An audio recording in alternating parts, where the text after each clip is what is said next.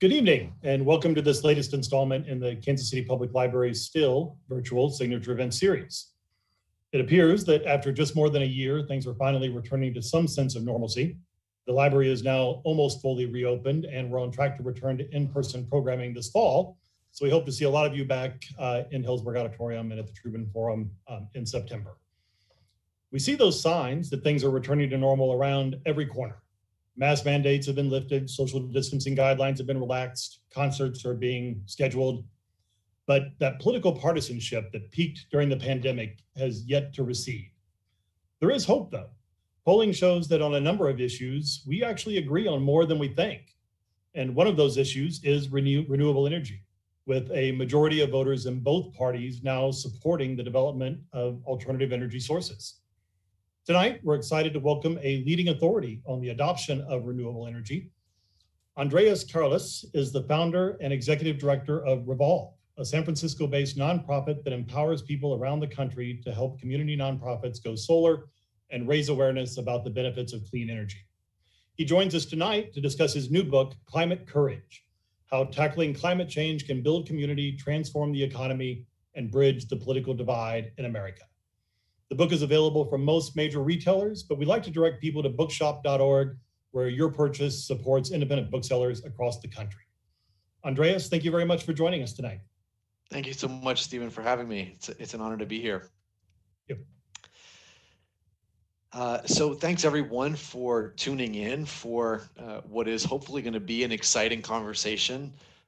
And my personal favorite part of these types of events is the Q&A. So I'm really looking forward to answering your questions and hearing what it is that you think about this issue when we get to that section. So please do jot down any questions that you might have as I get started here and as I get into this discussion, so that we can continue the conversation pretty soon.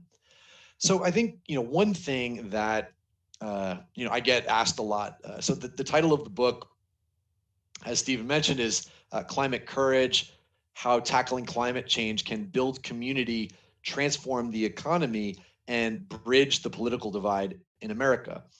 And a lot of people say, wait a minute, I was with you for the first few, but bridge the political divide in America, how is climate change going to bridge the political divide? It seems like it's a rather divisive issue.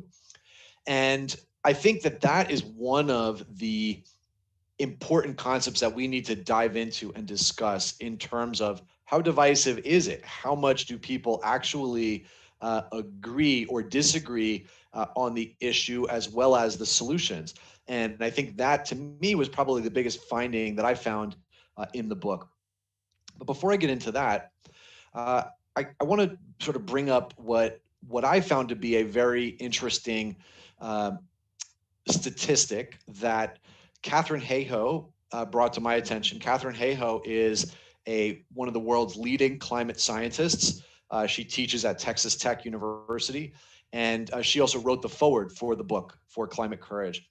And one of the things that she points out is that Americans, 2/3 of Americans say that they never talk about climate change. They don't hear about it from their friends and they don't bring it up. It just doesn't end up in our conversations. So to me, that's a pretty interesting anecdote. It's almost as if climate change, like religion or politics or money, has become this taboo subject that we're not supposed to bring up. And I can understand why. We hear a lot in the news and we hear from politicians that it's this very polarizing issue. And so we might think, gosh, I don't want to bring that up at, the holiday dinner because Lord knows, my family might not agree with me. But what's interesting, what I found to be the most interesting sort of piece of research that I discovered as I was writing the book, and this came out of Yale, is that 85% of Americans would like to see 100% clean energy in this country. 85% of Americans. So when you take a step back and think, well, gosh, we're living in some really divided times, right? it seems that almost every issue is hyper polarizing and politicized on both sides. How could it be that 85% of Americans agree on something? That's a pretty high number. And lo and behold, what they agree on is clean energy, right? People get it. It creates jobs. It saves money. It's good for our air. It's good for our water. It's good for the economy. What's not to like? It's all homegrown energy, right? We don't have to go fight wars or, rely on foreign governments to regulate how much energy we have. It's all domestic, right here in our backyards. So that to me is a really exciting point, because that means that's an area that we can start to build some consensus around. Well, maybe if all of us can sort of start talking about how much we care about clean energy, then that can really start to build some momentum. Hopefully we can see the benefits of clean energy happening in our community. And hopefully that can lead to sort of building consensus on other things. Although I'm not going to get ahead of myself, because this is a big issue to start with. So let's go back to Katharine Hayhoe's point. Why is it that people don't bring up climate change in conversation? Why don't we talk about it? And the one issue, as I mentioned, is because people believe that it's more polarizing than it actually is. The other issue is that, how do I put this? It's just kind of a big, scary problem, right? It's not very empowering, the way that the climate movement has typically talked about climate change. When we talk about climate change, whether it's in the news or from environmental organizations or authors, who write climate change books, most often what we hear is this very scary sort of, picture of what the future looks like. Ice caps are melting, polar bears are starving, and this is how much worse we're going to see the wildfires. This is how much worse the hurricanes are going to be. It's, this is the famine. These are the wars. This is the drought. That's the type of messaging that we usually hear. And that's all true, right? Like, we have a very serious problem on our hands. And if we don't address it in the next few years, and by few, I mean, this decade, we are setting ourselves up for a very scary future. But if we lead with that, and if that's the only message that you have, then it doesn't really get you excited to get involved. It doesn't give you a lot of momentum to say, okay, let's get into this and solve it. Why? Because what are the solutions? What am I supposed to do about it? Little old me, I've got my job, I've got my family. I'm not an activist. I'm not going to be out in the streets painting my face and holding a sign. So what am I supposed to do? Right. Okay. And so often what we hear from the environmental movement and advocacy organizations, and these are important actions to take, on the one hand, what you hear is it's about your personal footprint, right? You should, recycle and drive less and, ride your bike more and eat less meat and all of these things, and use a reusable tote bag.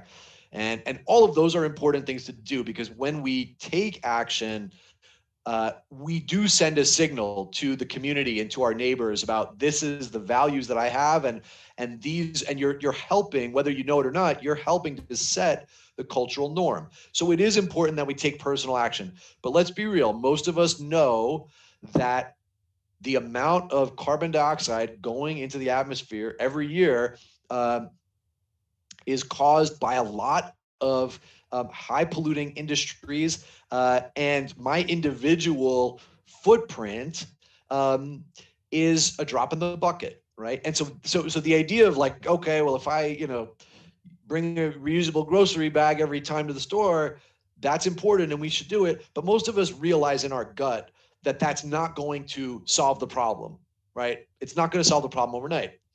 Now, what's the other side of the coin is, well, let's hope the government solves this, and let's email our senators and march in the streets and sign a petition and all of these things. Get involved politically. Now, it is critical that we do organize politically and that we do make our voices heard in the political process. And we have seen the political conversation around climate change change over the years because of that organizing.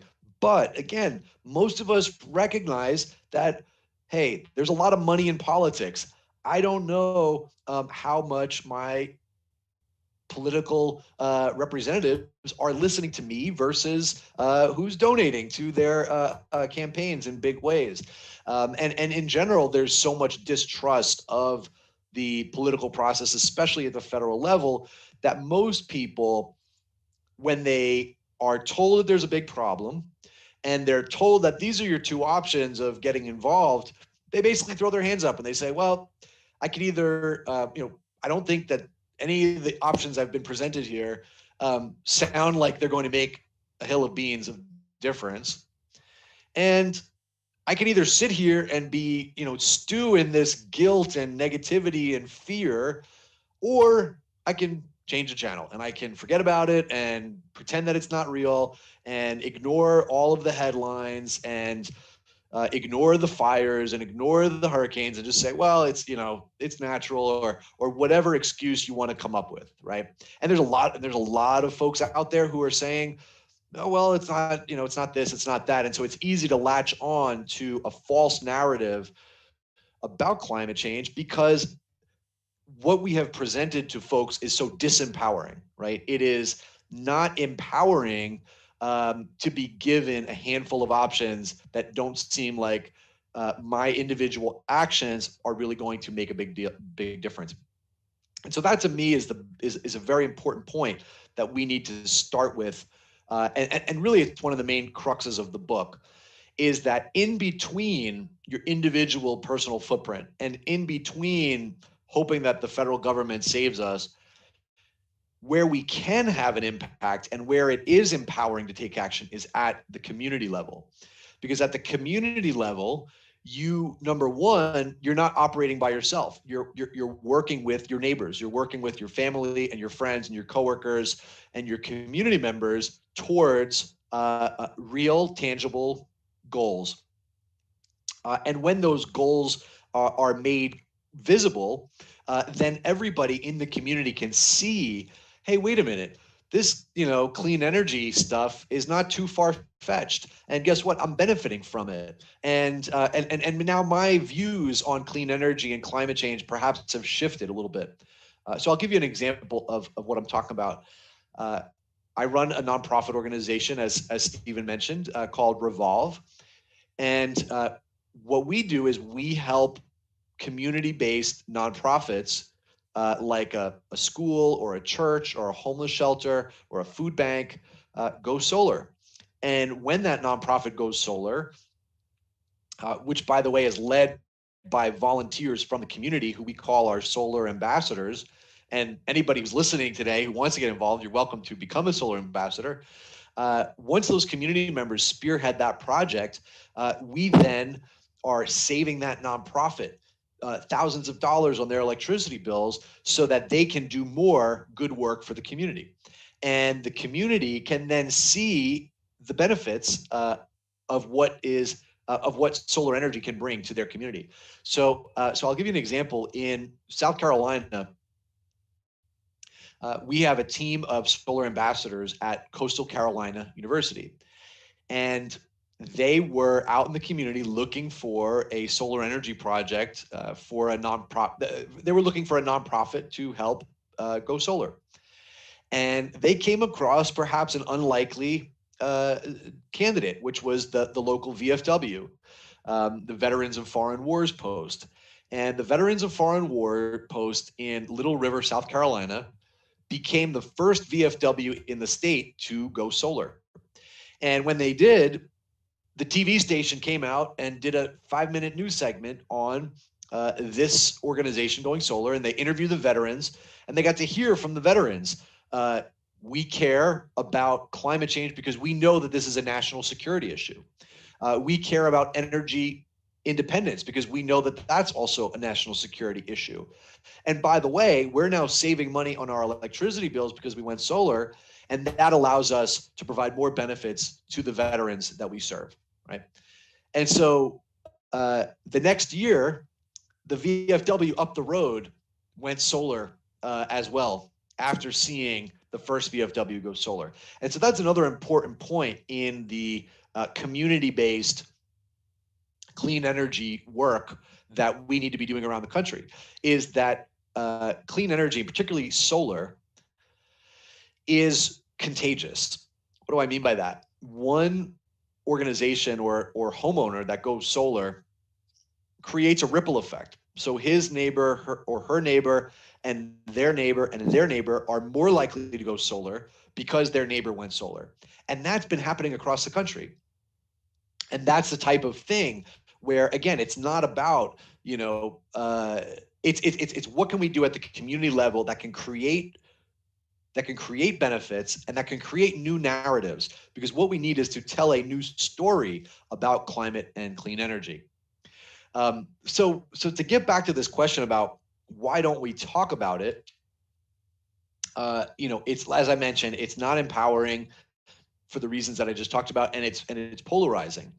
And why is it polarizing? Well, actually, speaking of South Carolina, there is a former Republican congressman named Bob Inglis, he was someone who actually lost his seat in Congress because he was a Republican who was in favor of solving the climate crisis, using Republican mechanisms, free market economy principles. But nonetheless, he lost his seat because it was so against the party narrative at the time.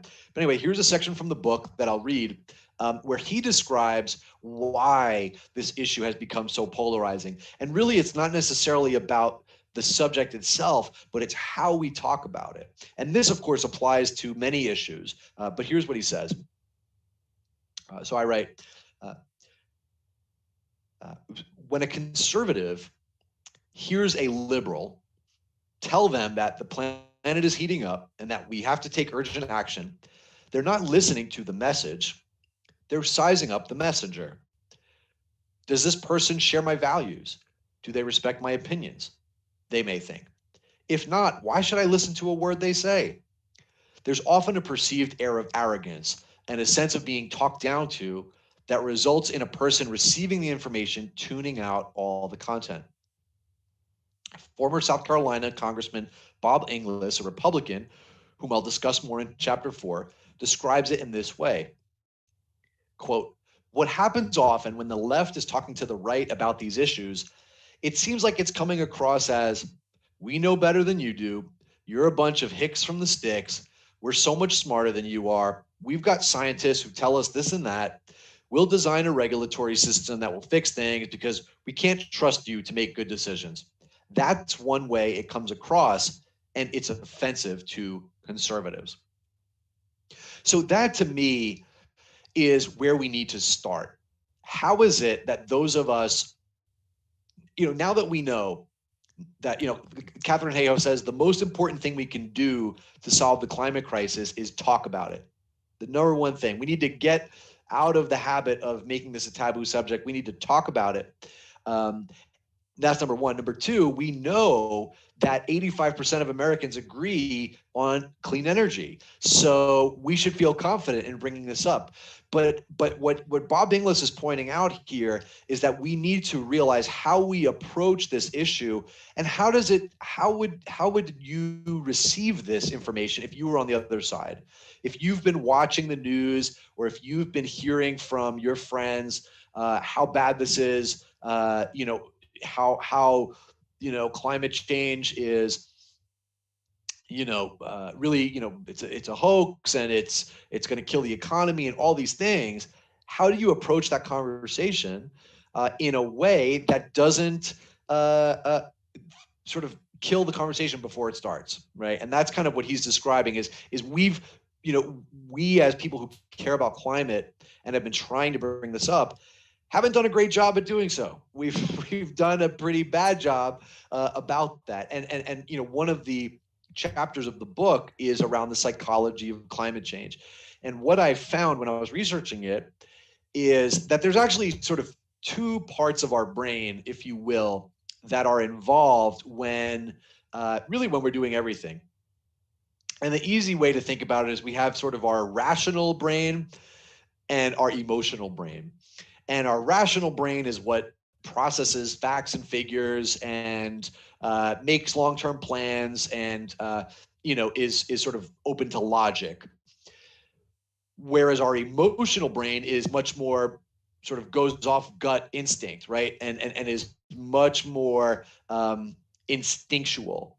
And unfortunately for climate change messengers, our emotional brain is what listens first. And if the emotional brain doesn't vibe with what you're saying, it's going to tune you out.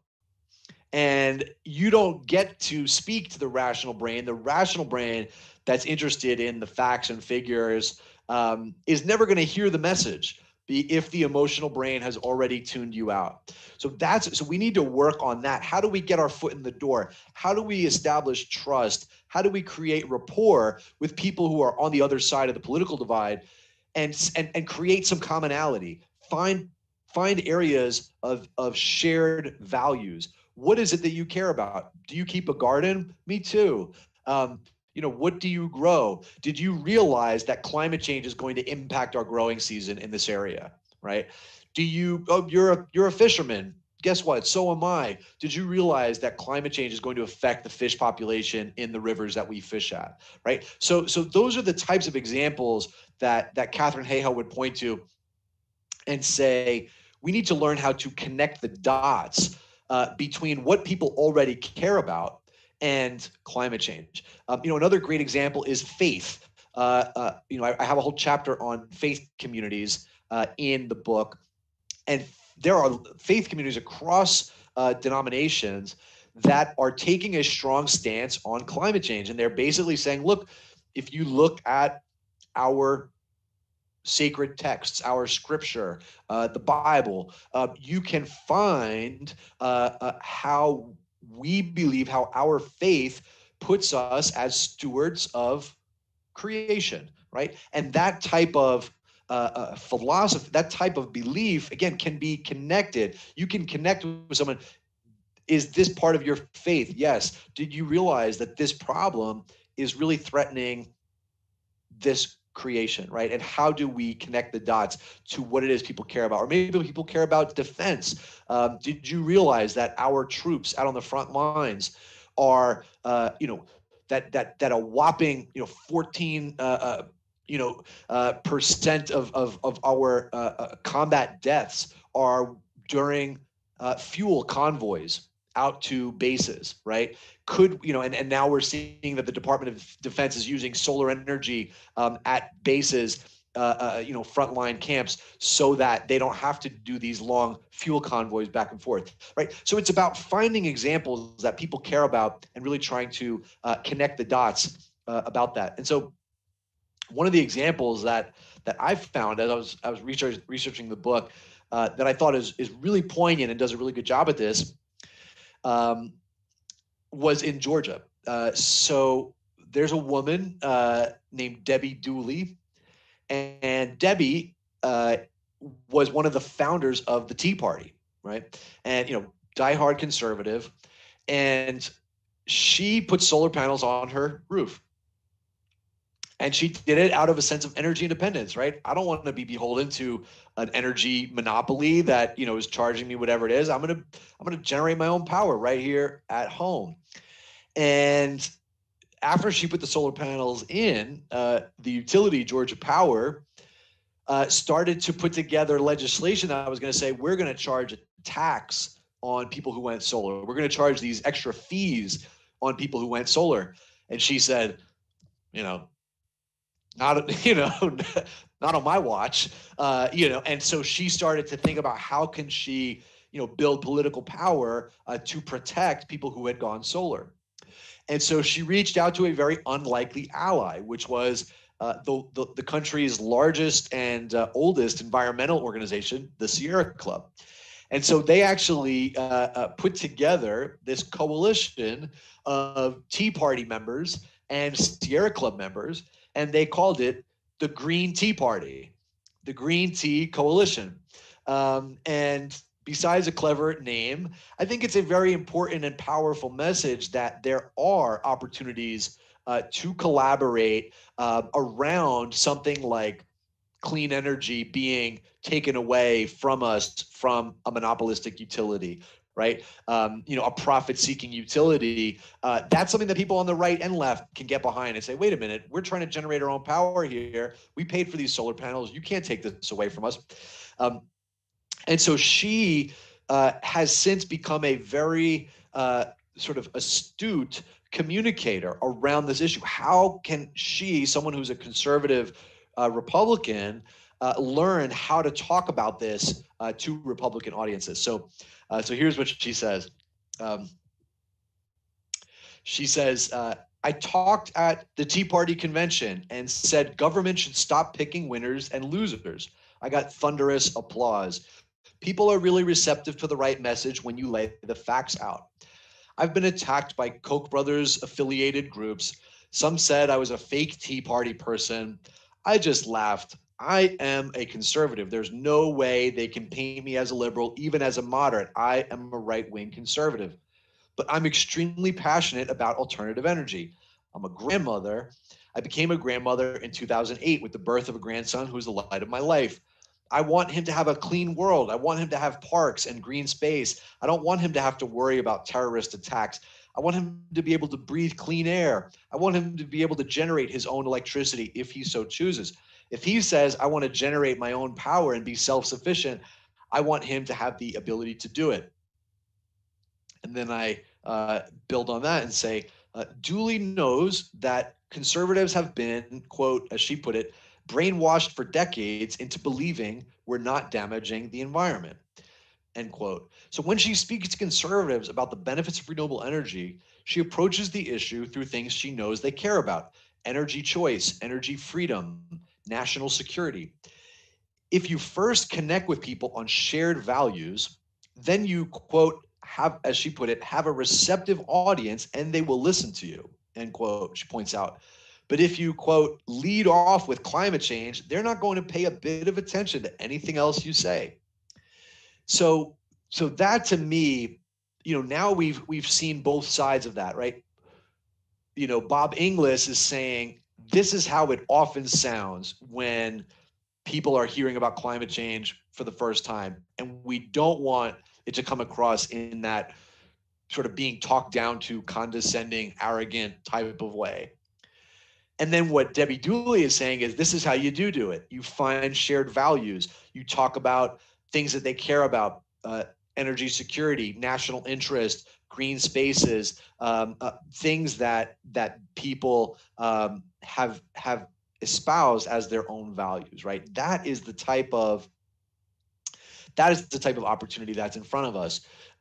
And so now that we have that sort of in our head in terms of, okay, we have to start talking about this more. We know that deep down people are more on board with this than we realize, and we have a reorientation of how do we go about talking about it. Now it's, what do you say? What are the talking points that we need to talk through with folks? Well, let me start with something that I'm sure we all are sort of interested in hearing about right now, and that is jobs. So here's a section from the book that talks a little bit about it. While predictions about the energy future timeline vary, the overarching story remains the same. With or without the federal government support, we're quickly moving to a renewable energy powered country and world strictly because it's cheaper to produce. That means new technologies, new industries, new manufacturing process, and new business models will reshape our society in the coming decades more than we could possibly imagine. And it's widely accepted that renewable energy employs more people per unit of energy created than fossil fuels. Long story short, that means new jobs and lots of them. Manufacturing jobs, sales jobs, installation jobs, maintenance jobs, customer service jobs, the majority of which can't be outsourced. But this isn't just a pipe dream. We're already seeing the growth of jobs in the renewable sector outpace the rest of the economy dramatically. So that to me is the vision of what's happening. In the United States last year, of all the new electricity that was generated, of new generating capacity that was built, 70% of that was renewable energy. Around the world, it was 80%. We are already, and that's before the government has put in a clean electricity standard, which let's all pray that that happens. So we are already seeing the market switch from what used to be building natural gas plants, et cetera, to it's almost exclusively building clean energy. Why? Because it's that much cheaper. Like, economics have proven out that clean energy is the cheapest option. We now have solar energy creates the cheapest electricity the world has ever seen, period. We've never seen cheaper electricity than what solar is generating right now. And that's only going to continue to go down because the cost of technology continues to get lesser and lesser as the technology gets better and better, right? We all know that. So what does this mean for our country and the future? Let's look at another few statistics. The solar industry, for example, is creating jobs at 14 times the national average. In the solar industry today, there are twice as many people employed as the entire fossil fuel industry working in the power sector. Let that marinate for a second. Everyone who works in oil, coal, gas, that is generating electricity, there are twice as many people working in the solar industry alone. And solar energy only accounts for a small fraction of the energy mix today. So think about how many more jobs there will be as solar energy continues to be deployed because it's the cheapest energy there is, right? So that's the type of thing that we are going to continue to see happen. And there's a professor out of Stanford University named Mark Jacobson, and he teaches civil engineering, and him and his team have put together a plan, a roadmap. It was actually first started by Mark Ruffalo, the actor who plays the Hulk in the Avenger movies. And they basically went to Mark Jacobson and they said, wait a minute, we got to get off fossil fuels. We got to get to renewable energy. How do we, is it possible to get to 100% renewable energy? And the scientists looked at it and they basically came back and said, yes, we can get to 100% renewable energy here in the United States. And when we do that, not only will we create a net increase of 2 million jobs, right? And now let's be honest for a moment. There will be jobs lost in the fossil fuel industry, right? We're already seeing that in, for example, in West Virginia, as coal mining becomes a relic of the past and people who are working in those industries are losing their jobs. We need types of programs that are going to retrain folks to be able to work in the clean energy economy. And in fact, one of them I write about in the book, there's a company called Solar Holler. And they partner with another organization called Coalfield Development. And what these two organizations have done is trained former coal miners to become solar installers, right? Now, that's a small program and it's only in one state, but those are the types of initiatives that we're going to need to see, at regional levels and eventually at a national level. So that digression aside, as I mentioned, when you account for all the losses, we will still have a net increase of 2 million jobs across the country when we get to 100% renewable energy. And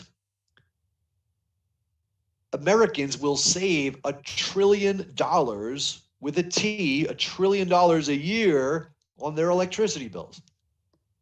what could we do with $1 trillion a year as Americans that we now get to keep in our pockets that we're not paying the power company, right? It's huge. So these are the types of narratives that we need to be telling. What other narratives are there? There's an example. Again, a lot of the book is focused on conservatives and Republicans who had the climate courage to go against the grain and be in favor of climate solutions. So in Texas, in Georgetown, Texas, the mayor there is a guy named Dale Ross, and he's a conservative Republican. And he looked at his options in terms of what should we procure for a long-term electricity plan for Georgetown, Texas. And he had his options in front of him, and he decided to go with wind and solar to power Georgetown for the next 20 years. And by doing so, Georgetown is now the second city in America, after the first one being Burlington, Vermont. It's the second city in America to be 100% powered by renewable energy. That's today. They're already doing it. And like I said, he wasn't doing it for the environment per se. He certainly wasn't doing it to win political points with his party or with his voters. He was doing it because he looked at the economics and he said, wait a minute, we're going to save a whole bunch of money if we go with wind and solar. And we're going to create jobs in our community. And we're going to save water that would have been a pretty water intensive sort of effort if we were to go with natural gas, for example. And by the way, guess what? We're also going to attract businesses to our city because those businesses are now going to be able to say to their customers, we are 100% clean energy powered because we're based in Georgetown and that's all the electricity there is.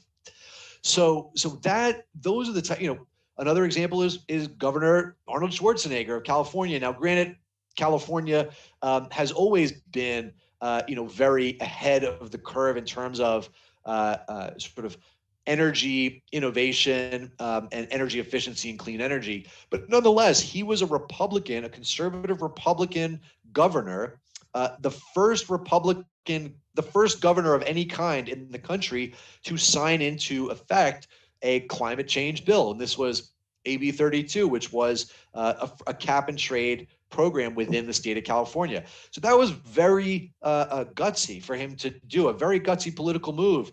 It only passed by one vote. And still not many states have followed suit because they haven't had the courage, right? So there are a lot of examples. And in fact, another thing that I talk through in the book is that this was shocking to me. Every Republican, first I'll start back. When in 1989, George H.W. Bush, the first Bush, is running for president. And during that time, 1989, James Hansen, the top climate scientist from NASA, testifies to Congress. And it's the first time that a scientist comes out to the public and says in very clear terms, we are pretty darn certain that climate change is real and it's caused by fossil fuels, and we're in deep trouble if we don't solve this. It's the first time the public really hears that. And of course, the government had known about it since the 60s. We've known about the greenhouse effect since the 1800s, but this is the first time, 1989, that the public really gets a very clear message. Now, George H.W. Bush, Republican, running for president, what does he do? If I could, show of hands, which we can't here, I don't think. Show of hands, I would imagine that most people would think, the Republican president, he would probably deny it and call it a hoax, which is often what we hear, in the news, around our conservative politicians. At that time, it was not the polarized issue that it is today. At that time, George H.W. Bush said, for those of you that are afraid of the greenhouse effect, you are forgetting about the White House effect. And he said, we are going to convene a summit at the White House, and we're going to bring leaders from around the world, and we are committed to the United States being a leader in solving the climate crisis, right? He says, George H.W. Bush says this in 1989, right? How does that go from that to what we have today, or what you have, President Trump, calling it a hoax or doubting the reality of climate change while he was in office. Now, the irony is, and this is what I found during the research, is that all of the presidential candidates for the Republican Party, from George H.W. Bush all the way through Donald Trump, including Donald Trump, at some point or another acknowledged the reality of climate change and said we should do something about it. Now, that's not exactly what they said and did when they were in office, but every one of them has at some point acknowledged it, and I document them all in the book. For example, when John McCain and President Obama were vying for the White House, they both had a very similar stance on climate change. We need to do something about it. And they had slightly different proposals for what to do about it, but they both were in agreement that this was a real problem. We had to solve it, right? How that conversation has changed so much since 2008. Largely, it's because of fossil fuel money that got poured into politics. The fossil fuel industry hired the same consultants that the tobacco industry hired to sow doubt in the American minds that smoking cigarettes cause cancer. Basically, the fossil fuel industry said, wait a minute, look at what tobacco, was able to, the studies had come out that smoking was causing cancer and killing Americans.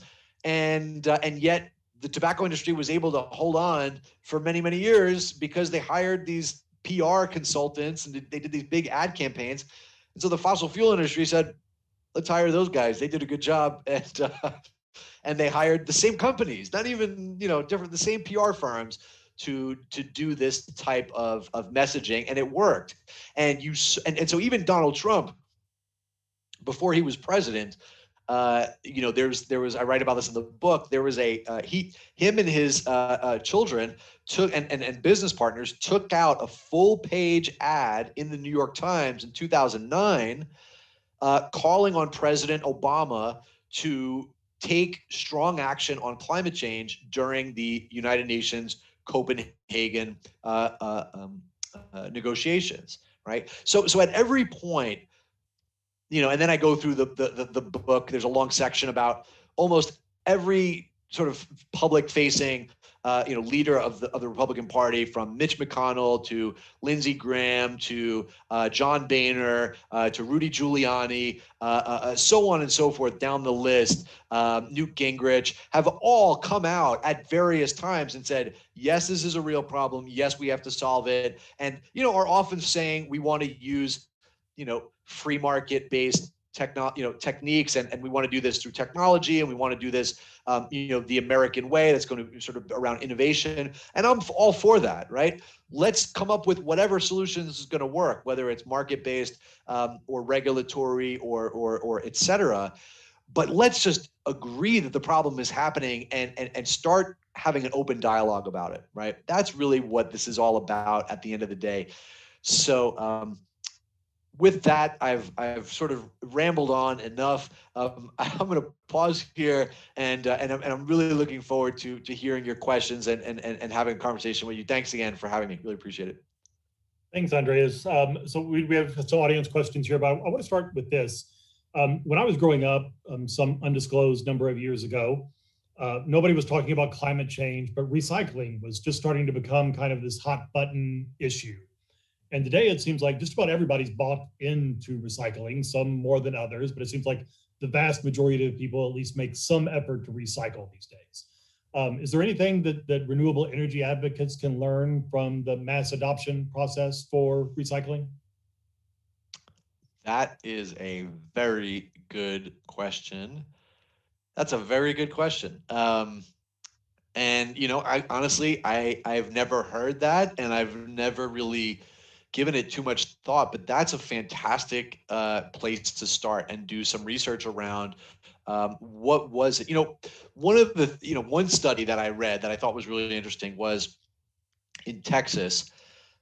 They had this was during the 80s. They had a huge litter problem, right? People were on the side of the highways, throw their bottles out the window and all this kind of stuff. And it became a real mess, and it became a problem. And they started to try to find, we're going to find people if they litter, and none of that really worked. And what worked was a campaign that we all now know the expression, don't mess with Texas, right? Don't mess with Texas. And so they started putting these ad campaigns out that basically had, messengers saying, hey, wait a minute, if you care about Texas, we take a lot of pride in our state. We don't want to litter our highways. You're messing with Texas when you litter. And reframing it in that positive, empowering message of you have pride in the place where you come from, and we're going to take care of this place, and you're not going to mess with us. That completely transformed it, and they got rid of the pollution problem overnight, right? It was a very effective campaign. So Steve, I think you're 100% right on with that question. And I think there's probably a lot of good examples of what was it in different areas that got people to recycle? What was it that turned that around? And I think that's really effective. And I think, the other example I would think of is energy efficiency, right? So a lot of studies have gone into energy efficiency to say, look, we know that if we change out our light bulbs and weatherize our homes and replace our windows, that we will save a ton of money on our electricity bill, right? The economics pay for themselves, a million times over. And they've done a lot of surveys to say, what was it that got you to take those energy efficiency measures? And, you would all assume it was cost savings, right? Well, I looked at it and I'm going to save all this money if I change my light bulbs. What it was when people found out their neighbor had done it. If they found out that their neighbor was more energy efficient than they were more likely to try to, to keep up, right, and do that. So those are the types of interesting, studies and analysis. And again, that talks to, like I mentioned, the fact that solar is contagious, right? When you go solar, your neighbor is more likely to go solar. So I think that question around the psychology of how do we change our behavior, looking at the recycling program, is a fantastic place to start. I wonder if in both of those cases, a lot of it was just the matter of making it easy and affordable. Yes.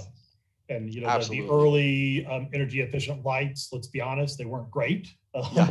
Right. The second generation was much, much better and cheaper, and that led to a lot of adoption. And you'll see a lot of that organically, probably with renewable energy as well. So one of our audience members says nuclear energy is the only solution right now. Everything else is a lie. I'll let you decide how to handle that second part. But what about nuclear energy? There's a lot of potential, without a doubt, there, right? That's got to be part of the conversation. Yeah. So the nuclear energy question is it's a topic that's highly debated, and even people within the clean energy and climate space debate it a lot. And you would see a lot of people. Bill Gates, for example, is a big proponent, right, of nuclear. I think what we're going to see is that places that already have nuclear plants that are up and running, for example, where I live in San Francisco in PG&E territory, there are a number of nuclear facilities that are up. A lot of those places will stay on for a lot of time because they're producing carbon-free power. My take, and what I write about in the book, is that the issue with nuclear, and there are new generations of technology, right, that have done a much better job at addressing the waste question and the security issues and things of that nature. The real issue is twofold. It's about cost and time. So when you look at the amount of time that it takes to plan, permit, and build a nuclear facility, you're talking at least 7, 8, 9, 10 years, right, down the road. Whereas you could take, so that's one issue is it takes a long time before you can get that, new nuclear power plants built. And of course, there's a whole lot of, issues that are going to come up along the lines. We've just seen, in South Carolina, right? These, nuclear plants that had, spent billions of dollars of ratepayer monies in the process, and all of a sudden they're shut down and closed, right? And the other issue is the opportunity cost in terms of the money. With that same amount of money, you can create so much more renewable energy faster and cheaper. It's just a lot cheaper, right? It's just tremendously cheaper to build renewables than it is nuclear, even though nuclear does produce a lot of power once it's up and built. So my take, and what Mark Jacobson from Stanford writes, is that and here's the bigger question as well. It's not, and a lot of people will say, oh, the environmental movement killed nuclear. It was as much as there were a ton of environmentalists, especially after Chernobyl and 3 Mile Island and all this stuff for years have been rallying against nuclear. That wasn't stopping new investment in nuclear. What stopped new investment in nuclear was Wall Street investors weren't up for the risk. They basically looked at it and said, wait a minute, there's huge risk. The insurance costs on these things are astronomical. It just ends up being a poor investment. So it was really Wall Street that killed the nuclear industry. And despite the fact that there is now a resurgence in the technology, it's my opinion, and a lot of the scientists who I quote in the book, that because it takes too long to build and because it costs too much, the opportunity cost of building nuclear versus renewables puts the favor on the renewable side. I'm going to challenge you just a little bit on that and Please. Ask you, so 20 years ago, would the same thing have been said about a lot of renewable energies, that solar wasn't practical. It was going to cost too much to get that built on your house. It didn't scale to the individual. And government invested in the science. They invested in the research. They figured out how to do it better. Should we not be trying to figure out how to fix these problems that you're talking about with nuclear energy, as opposed to just writing it off? Yeah, and again, I mean, I think that there will, like what you're describing will happen, right? Like the government, just yesterday. Who was it? Secretary Grantham, the Secretary of Energy, said nuclear will absolutely be a part of, the climate, policies coming out of the administration. So what you're describing is will happen, right? The federal government will put money into nuclear, and they will try to lower the cost, and they will try to make it more accessible to the market. My take, and some of the folks in the book, is that given the amount of time that we have left to solve the climate crisis, it is our opinion that it is better use of money to deploy clean energy faster and cheaper, and drop the cost down on clean energy even further, which is more accessible and run, much less issues around, waste and security and all these types of things. So it's my opinion is let's go all in on renewables. But to your point, a lot of experts think that we should invest in nuclear, and we will. The government will. So, another audience question: have you seen the pandemic effect support of clean energy in either direction? Wondering in part about the trust in science issue. Oof. Oh man, that's oh man, we could talk about that the whole time. I think that the climate crisis, there's a lot of similarities in the climate crisis and the pandemic, and hopefully we can learn from it, right? When you look at the pandemic, there's the scientific community came out and said, we've realized that there's a problem, and we've realized what the solutions are, right? We know that there's this deadly virus, and if we social distance and we do X, Y, Z, we can protect ourselves. And I think it was a bit of a rude awakening for most of us to realize that how much pushback there was against that, right? Like, we don't question scientists when we turn our phone on and are able to surf the internet, we trust science all day long, but all of a sudden it's like, wait a minute, this is going to impact me personally. And I don't, all of a sudden it's, there are conspiracy theories, and, we don't trust the science, and we're not going to follow, the rules of, this is some way of controlling us, et cetera. And the climate scientists, my whole Twitter feed is climate scientists saying, yeah, we've been experiencing this for decades, right? Like, that same pushback. Well, the science isn't true, et cetera. I honestly, I don't know what the lesson learned is, because I don't think that we really figured that out. Like, I don't think that there was, that eventually folks came around and agreed with the scientists around the pandemic.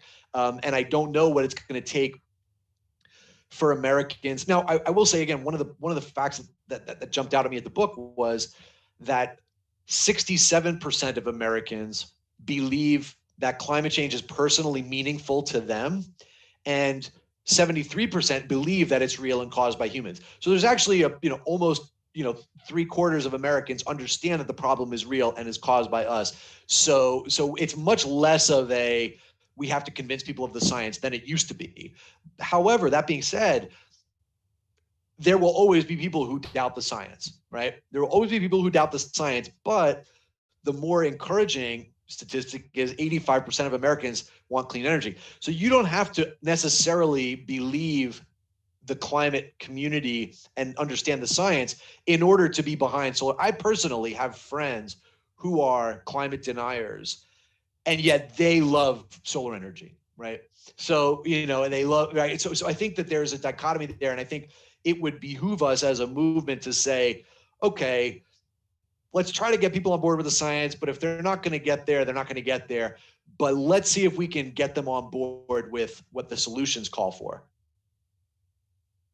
When we talk about science, it seems like a lot of what I hear, the most reasonable argument against these climate change steps that we want to take is there have been these other doomsday predictions in the past, right? And you've used by the end of this decade is the drop dead deadline. But we've had other drop dead deadlines, and then we've kind of backed off of it and said, oh no, well, maybe we have another 5 years, but we've got to get it figured out in the next 5 years. Has the science hurt itself with that? Yeah, I mean, I think that's been the that has been a difficult sort of issue with Paul Ehrlich wrote The Population Bomb, in the 1970s and said, the world wasn't going to be able to feed itself and all this kind of stuff. And, the Club of Rome wrote Limits to Growth, and a lot of those predictions were off. And so, yeah, there's definitely been, pointing to that. That's been really important. I think what's one of the distinctions with the climate crisis, and it's sad that, scientists have been talking about this, since the 70s and the 80s, and we've known about it for all these years, and it's always been this thing that's far off in the future. But now, like, as they right along with what they predicted, like, we're in the 2020s and we're experiencing it. Like, people see it, right? Like, farmers know that their crop rotations are being affected by changes in the weather, right? We see that wildfires are happening sooner and longer and more damaging. We see the hurricanes slamming into the Gulf Coast year after year, worse and worse than they've ever been, right? Like, we see the droughts, we see the floods, we see Texas freezing over. Like, we realize, like, it's much harder for Americans now to deny and say, oh, well, this is, what evidence is there? Like, they can look out the window and see it with their own eyes. I mean, last year, in San Francisco, in one of the worst wildfire seasons we've ever had, there was about a week where we couldn't see the sun, right? It was literally like dark orange out all day long, right? It looked like it was, 7 o'clock at night for about a week straight, So that type of experience is both hard to deny. And so more Americans, as I mentioned, 67% say that it's personally meaningful to them, meaning they're concerned, right? 2/3 of Americans are concerned because they see the impacts already happening. And unfortunately, that's because we've waited so long already, right? So we're already in a deep hole. And you're talking about this decade being the thing. And I also agree, like, it doesn't help us to say it's, 2030 or, drop dead, right? Like, that's not helpful. The 2030 date that the United Nations Intergovernmental Panel on Climate Change has put out is to say, if we want to get to keep it to 1.5 degrees Celsius or less warming, then it will become increasingly difficult if we don't reduce our emissions in half by 2030, right? Like, they're sort of like, if we can reduce it by half by 2030 and then continue to gradually reduce the rest, it puts us in a much better position. And I think, Steve, this brings up a bigger issue around climate, which is that you have people on both sides, deniers as well as people who get it, who put it as it's a black or white. We're either going to solve it and experience no climate change, or we're doomed and there's nothing we can do about it. And it's, there's sort of like you cross a line and that's it, and that's not how it works at all. There are degrees to this. Literally, it's, the difference between, 2 degrees warming versus 4 degrees warming versus 7 degrees warming is monumental, right? And so the faster and the sooner and the more extensive our emissions cuts are, the better we will be at reducing those, reducing that warming for generations to come. So it's a gradation, and it's important to remember that.